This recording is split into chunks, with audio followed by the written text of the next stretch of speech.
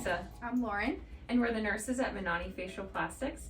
Today we're going to show you a nice wrap change from yesterday. So our patient, Caitlin, came in yesterday for a facelift, neck lift, upper blepharoplasty, lower blepharoplasty, facial fat transfer, and CO2 laser. So today we're going to show her how to change the wrap change at home. So Caitlin, how was your night last night? It was okay. I had some discomfort. I did take the pain medications.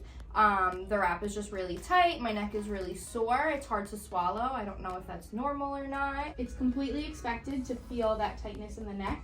He did tighten the muscles during the procedure, so that feeling will go away in about a week to 2 weeks. It will start to get better. Okay. Did you have anything to eat or drink? I did a smoothie this morning. I wasn't able to brush my teeth because I can't open my mouth very wide. Okay.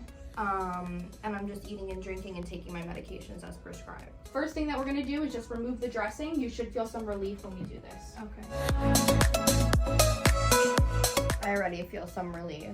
Oh, good. Usually we would have some Penrose drains in here. Usually they come right behind the ear.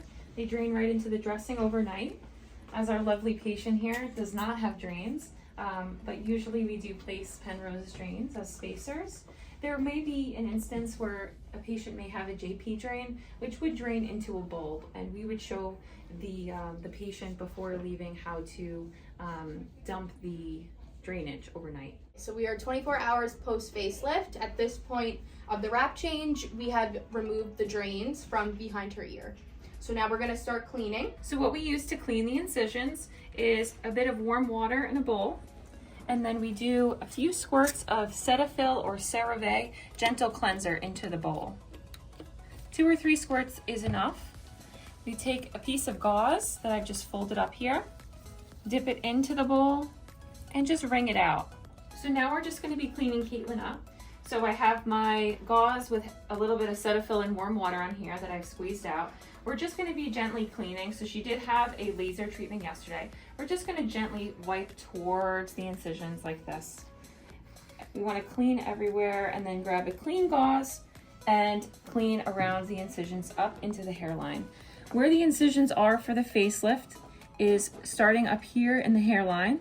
They do wrap around the ear, along the tragus of the ear, down the ear. They also go behind the ear, up into the hairline, and then back here as well.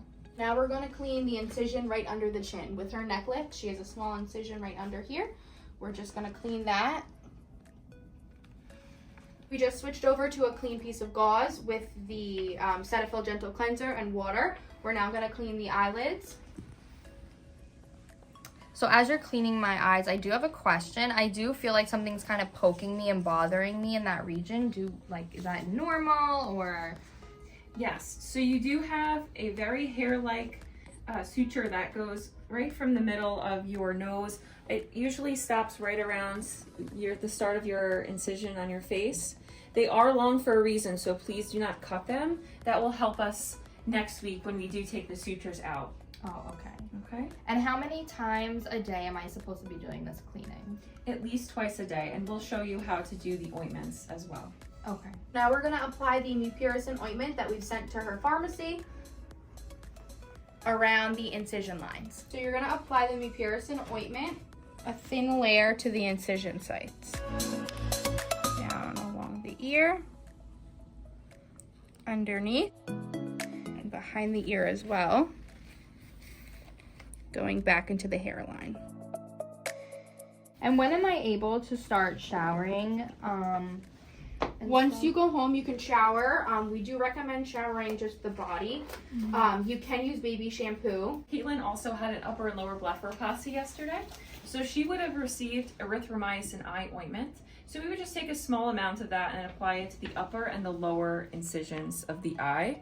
She may have also received Maxitrol eye drops, which is going to be applied 1 drop in each eye twice a day for the next 7 days. As well as she had a laser, so we will ask her to apply a thin layer of Aquaphor wherever we lasered, which is going to be the full face for her. Twice a day for the next 3 days. After the 3rd day, she can switch to a light facial moisturizer. Now that we're finished cleaning everything, we made sure everything was dry. All of the ointments are applied. We're now going to put gauze in front of the ear and behind to protect the incision sites. It will stick to the ointment. Just like that. And one under the chin. And the same thing on the other side. We're going to use this Ace wrap to go around your head. We will give you a couple of these to take home. They are machine washable, so you can go each day, switch them out. Okay. Okay? We want it to be a little snug, but not too tight, okay? Okay. Is this on for compression, or what is the point of the Ace bandage? This is to protect the incision sites. Okay. It should be tight enough where it's not falling off, but loose enough where you should not see any indentations from the material from the Ace wrap. Okay. All right. There is a Velcro at the end of it, so you just undo it, and it does hook onto itself. If you notice any irritation or redness or itchiness from this dressing, please let us know immediately. And we do want this to be nice and low on your neck. We don't want the edge of this to be cutting into higher up in your neck. It's going to be very irritating to the work that was just done. Now the wrap change is complete. You will do this 2 to 3 times at home daily. This wrap stays on at least 20 hours a day for 7 days. After the first 7 days, you can wrap only at night. At your 7-day appointment, your 1-week follow-up, we will remove some of the sutures, but some of them will stay in until your 2-week follow-up. Okay. In regards to the steri strips over your eyes, if they do fall off, you can let them. Just don't pull them or cut any of the suture lines. Sleeping wise, I am sleeping elevated. Is 2 to 3 pillows underneath my head okay, or do you want more? Yes, 2 to 3 pillows, we say about 30 to 45 degrees elevated is enough. Okay. Okay, but we do want you to avoid sleeping on either side for 2 weeks. Okay, to stay on the back. Yes. Okay. So head above your heart is the rule of thumb for that. When can I start showering?